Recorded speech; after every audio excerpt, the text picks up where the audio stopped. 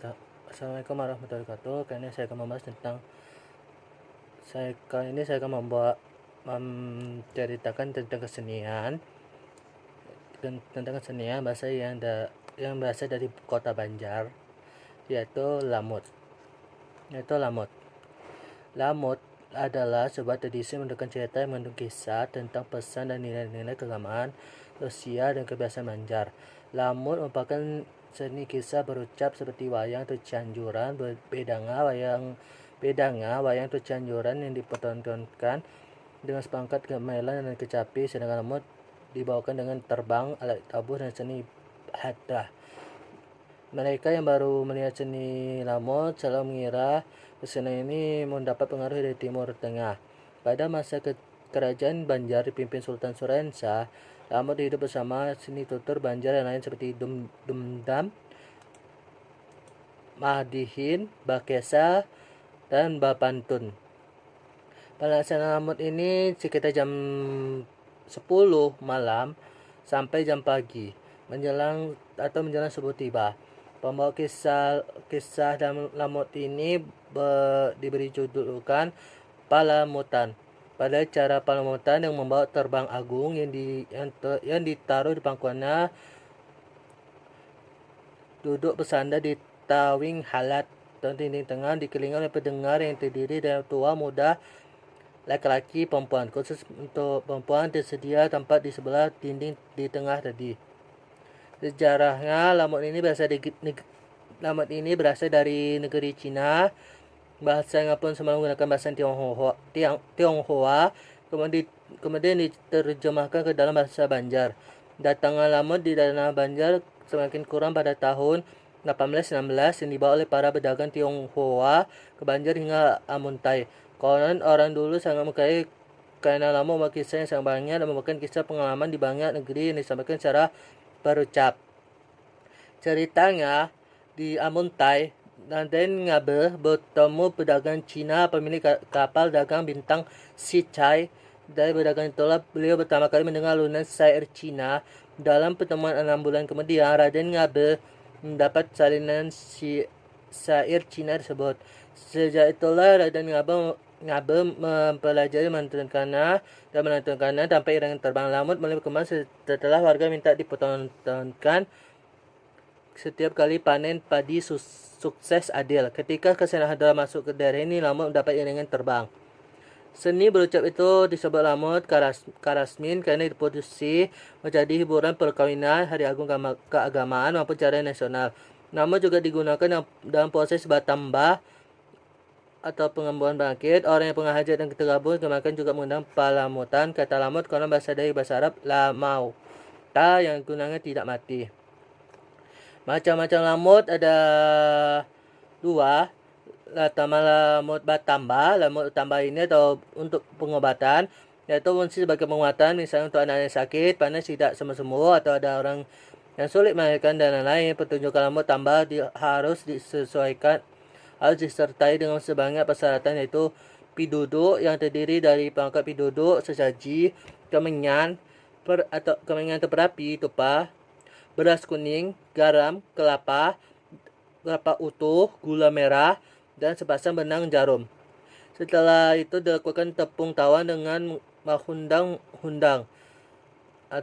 roh halus, membacakan doa selamat dan memandikan cara yang telah dilakukan untuk si sakit. Lamut baramian atau lamut liburan bisa diadakan untuk mengisi cara perkawinan, syukuran, khitanan, dan cari bulannya. Bila pada wayang ada tokoh punakawan yang terdiri Semar, Gareng, Petruk, dan Bagong. Pada lamut tokohnya adalah Paman Lamut serta 3 anaknya Anglung, Angsina, dan Labai Buranta. Sedang kisahnya juga berpakem pada seperti wayang Purma tentang kerajaan yang dipimpin Prabu Awang Selanong. Meski tokoh dan pakaian kisah lamut tertentu, pengembangan kisah tetap dimungkinkan sesuai kemampuan si pelamutan dalam meramu. Ramuan kisah itu dapat disadu dari kisah Panji, Andi, atau Tutur Candi, bahkan kisah 1001 malam. Kisah juga dapat diprodiksi menjadi dramatis dengan lakon yang gagah, berani, atau romantis. Warga Banjar paling mengharapkan kisah percintaan Salang Junjung, Masari, dan Kasan Mandi. Para penonton hanyut ketika mendengar kisah pencinta kedua tokoh itu dalam syair pantun dan dalam syair pantun bahasa Banjar. Namun juga digemari keturunan Tionghoa di Banjarmasin. Mereka kerap minta lamut dipertontonkan saat akan sembahyang di Pulau Kembang di tengah Sungai Barito, Banjarmasin. Fungsi lamut. Fungsi lamut ini fungsi utama sebagai media dakwah agama Islam, menguatkan pesan-pesan pemerintah atau pesan dari mengundang lamut.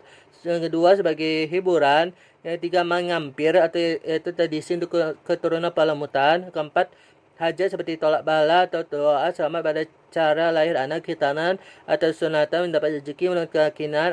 Kalau mengampir dan hajat ini tidak dilaksanakan maka akan membuat mamangit, yaitu menyebabkan sakit atau menyebabkan sakit untuk yang bersangkutan. Yang kelima sebagai pendidikan terutama mengenai atau kehidupan warga Banjar, kebanyakan petatah petiti berupa ajaran paham atau bimbingan moral. Lamut ini juga terancam punah. Kenapa? Karena lamut ini terancam punah karena lamut ini diciptakan Nasib Malang. Karena cerita ini kisah sedih, maka dia terancam punah dan satu persatu melambangkan tutup usia, sementara proses pewarisan dan regenerasi kesenian itu bubar. Seni menuturkan cerita itu juga makin dipaskan karena generasi muda tak lagi tertarik memperagakan. Nah, kini tak ada organisasi atau lembaga yang peduli untuk lamut. Lebih-lebih membina muncul pelamatan baru. Sekian dan itulah tugas pemerintah untuk meninjau kesenian daerah di Indonesia. Sekian dulu pembahasan saya. Apabila saya melakukan kesalahan atau perbuatan melenceng atau tidak senonoh, mohon dimaafkan. Mohon dimaafkan. Dan apabila kata-kata yang atau pembahasan saya mohon diperbaiki. Saya tidak bermaksud untuk membuat kesalahan dan mohon dimaafkan. Sekian dari pembahasan saya. Assalamualaikum warahmatullahi wabarakatuh.